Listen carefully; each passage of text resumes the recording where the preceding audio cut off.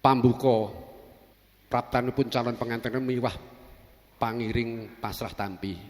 Lajeng unjukan toya wening. Lah menika wonten paraga malih kula nyuwun setunggal calon pengantin kakung. Nggih, sinten calon pengantin kakung ingkang dados monggo Bapak lajeng pasrah tampi. Sanajan menika dereng ngagem ngendikan pasrah tampi tiyang kalih bapak kaliyan bapak. Mangke ngendikanipun kapanat acaran. Monggo. Pasrah tampi. Monggo Pak, sami majeng, sampun majeng. Ingkang dados napa panten kakung kaliyan tiyang sepuhipun. Lajeng ingkang dados nek panganten putri wonten lebet tok menika.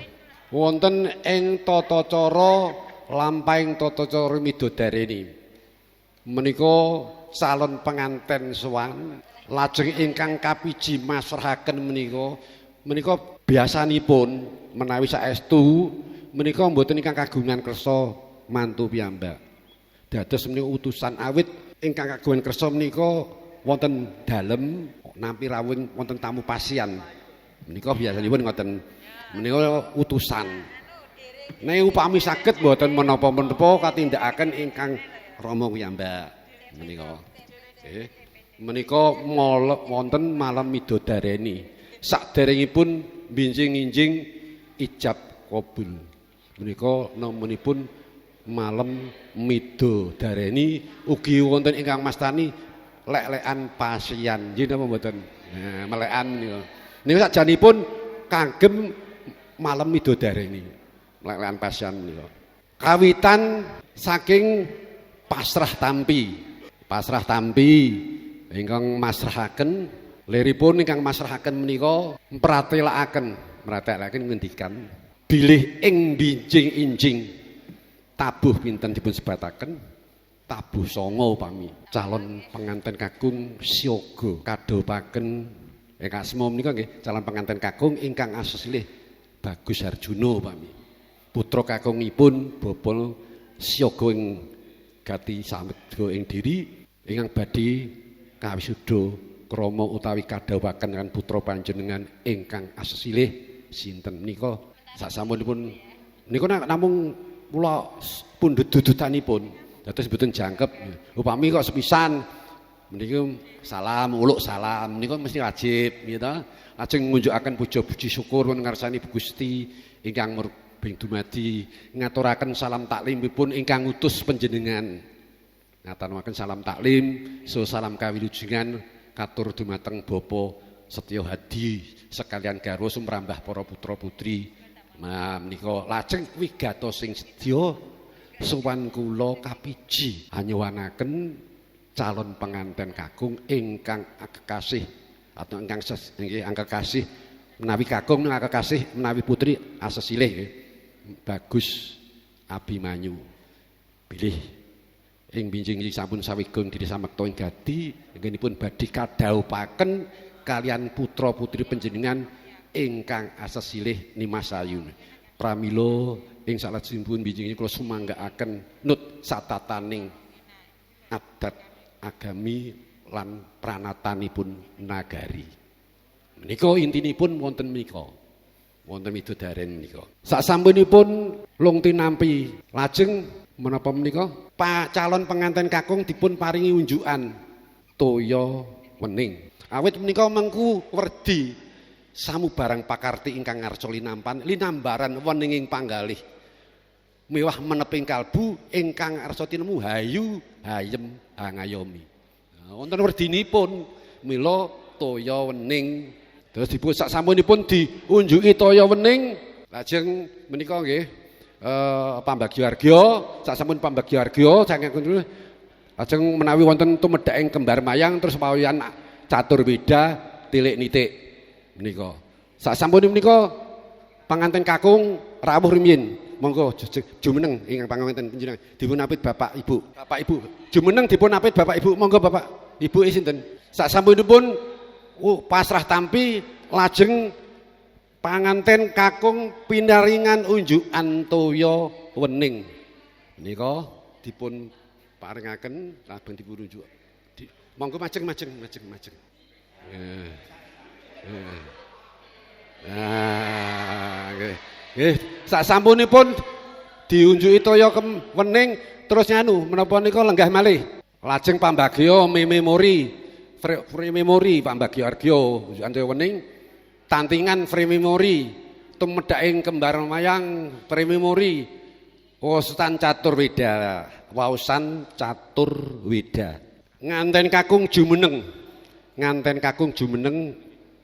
mangke iki lajeng bapakipun calon nganten putri jumeneng calon nganten putri namung bapak nggih mboten ibu bapak menika mangke dipun waos sasampunipun cara menika rampung sedaya menika catur weda nggih namanipun catur weda kanjeng panjenengan waos wonten sak ngajengipun nganten kakung majeng sithik menika wewarah mejang ngoten lho panjenengan ngistilake nek cara Jawane mejang ngandani catur weda kapisan jejaring wong priya lamun wis hamengku wanita ing tandang tanduk kudu wis bener beda nalikane isih jaka kapindho jroning batin padha atur pakurmatan lan bekti marang mara tuwa kaya dene wong tuane dhewe awit kang padha mangun bebesanan pangrengkuhe marang mantu uga tan abeda kaya dene anake dhewe katelu wajibe priya hanetepi paugraning kulawarga hangupaya boga wastra sandang pangan uga wisma satemah hanjalari gampang salwiring pambudi kang handayani urip ing bebrayan agung kang kaping 4 hangestokno dawuhing pangeran kang maha kuwasa lan singkirana wewalaring larangan Gusti ingkang murbeng dumadi lumantar wewarahing agama minangka piyandel kang den anut dimen tentrem lan ayang ingkang pinanggih. Sasampunipun pun waos menika biasanipun dipun gulung dipun lebetaken wadah dipun paringaken kalian calon penganten kakung monggo niki gandhe wonten wadahe pun binaturaken kemawon lajeng jawat asta jawat salaman nah sampun lenggah menika namanipun catur weda menika wewarah sekawan catur sekawan weda menika wewarah ing babagan mangun bali wisma menurut donga sasampunipun waosan catur weda lajeng tilik nitik wau sampun kula aturaken bilih tilik nitik menika mirungganipun utawi mliginipun ibu-ibu saged mriksani calon penganten putri wonten ing tepaswani utawi kamar penganten nggih terus wonten mriku kadang-kadang ibu sami salaman lajeng wonten foto sesarengan menika wonten kamar penganten menika dene bapak-bapak cekap wonten njawi kalih ngrahapi atur pisungsung unjukan windahar saking ingkang hamengku gati menika catur weda sampun panjenengan bedulunga tilik nitik sampun nggih lajeng saderengipun sampun tilik nitik lajeng wonten panjurung donga dipun dungani amrih tumapaking titi laksana menika ngantos purna lumampah gancar miwah lancar nirbaya ngantos kundur panjenengan wonten dalem panjenengan sowang-sowang sasampunipun menika sumene dahar kembul dahar menika wis mastani kembul menika sesarengan dahar sesarengan namanipun dahar kembul nek dahar kembul Buhojono Handrawina dahar kembul pesta dahar kembul Bujono Handrawina niku pesta nek namung dahar kembul tegesipun dahar sesarengan dahar kembul monggo sami dahar kembul dahar sesarengan lajeng ingkang rombongan saking penganten kakung menika nyuwun pamit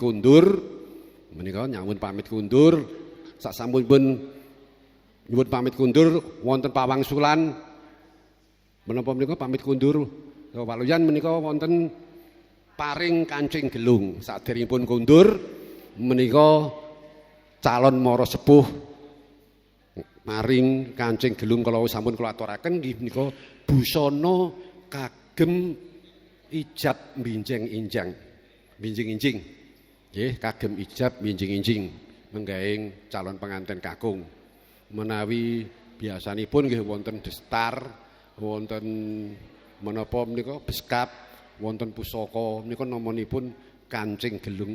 Kenging menapa kok dipun sebat Kancing Gelung? Wong gelung sing gelungan niku piyai jaman mbah-mbah kula. Mbah kula niku tasih ngagem ukel rumiyin, Pak. Awit sinder jaman Belanda niku. Kula ingkang criyos nggih tiyang putri. Terus simbah kula menika saking Solo ngasta sinder wonten Linduk Grubugan Purwodadi. Menika kula dipun paringi fotonipun ngagem ukel, Pak. Lajeng ngagem topi kados topi Belanda menika. Menawi tindak wonten wana nitih turangga dereng wonten sepeda motor. Paling sepeda nitih turangga menika jaran. Menika jaman menika kan gelungan, menawa wis natani kancing gelung. Menika kancing gelung. Menawa sebabipun busana kagem calon pengantin gelung rumiyin menika kakung gelungan. Kagem cunduk jungkat. Lajeng paripurna. Sagung para kadang siswa ingkang tuhudat kinurmatan. Mbok bilih wekdalipun sampun tuntas sautamun salat. Mirunggan kula pribadi nglengana dumateng sedaya kirang kula anggen kula atur seserpan dumateng panjenengan. Wonten tumpang suing basa galap gangsul ngatur cewet ting parama sastra. Kula namung saged tumadah nyadong lumunturinggung samudra pangaksama. Pepet puput pepuntone ngatur monggo sami asanti. Jaya jaya wijayanti, jaya pinayungan sing Gusti ingkang murubing dumadi. Rahayu ingkang sami pinanggih. Billahi taufik wal hidayah wa ridho wal inayah. Wassalamualaikum warahmatullahi wabarakatuh. Nuwun.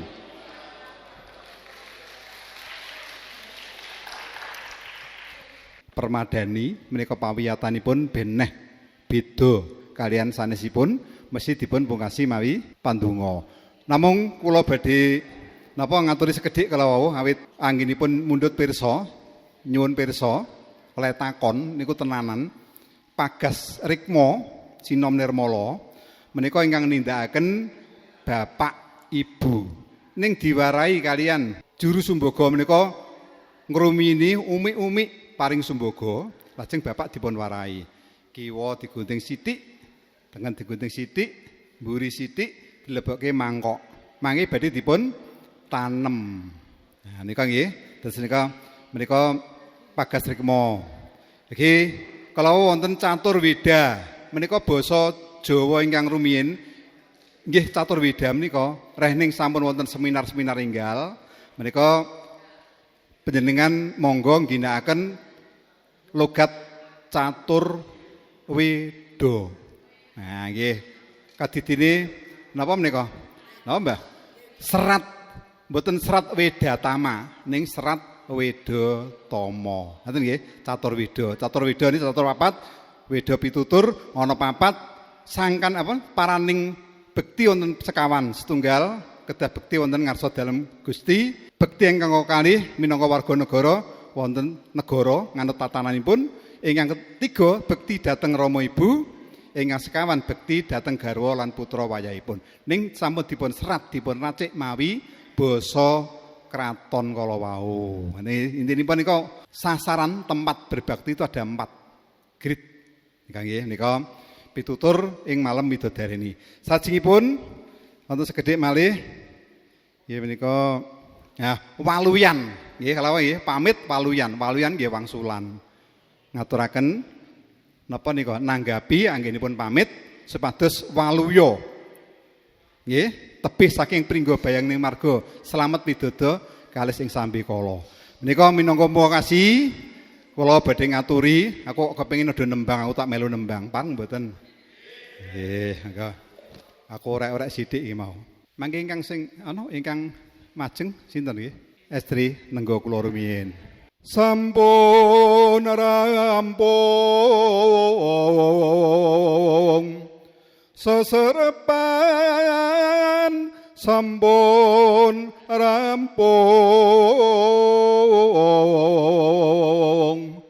kondur sesarengan monggo ingkang hamungkasi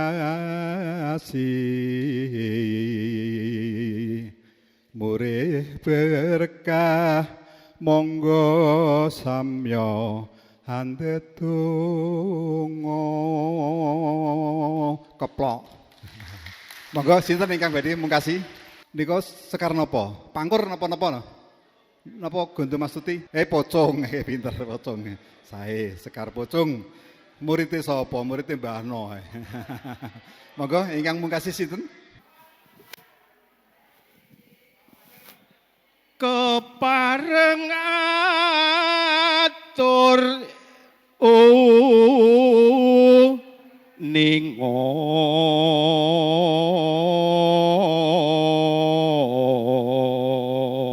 kadang siswa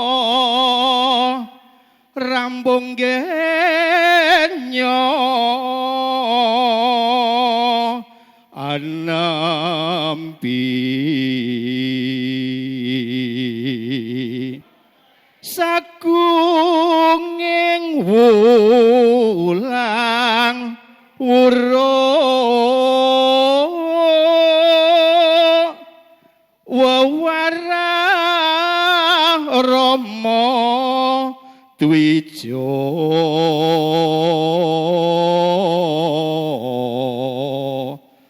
keparengno para siswa pamit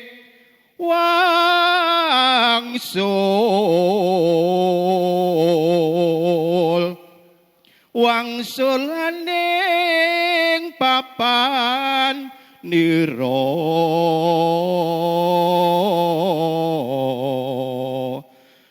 nyuwun tambahing pamuji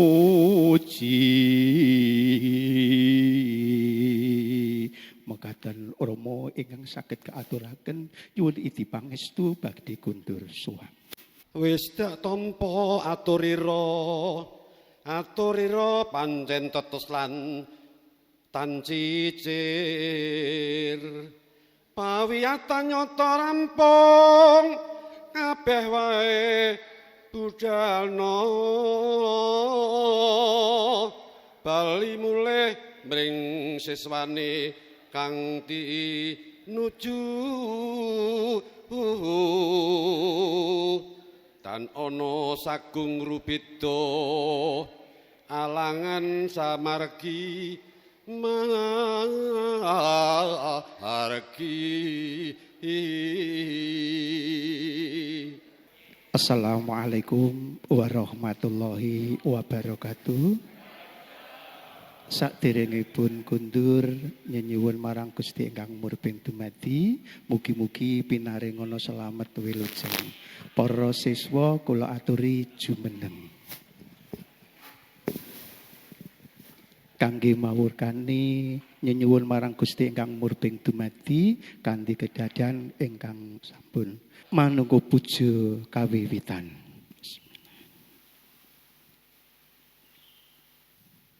Mangke puja purna.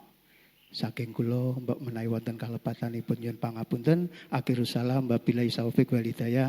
Wassalamualaikum warahmatullahi wabarakatuh.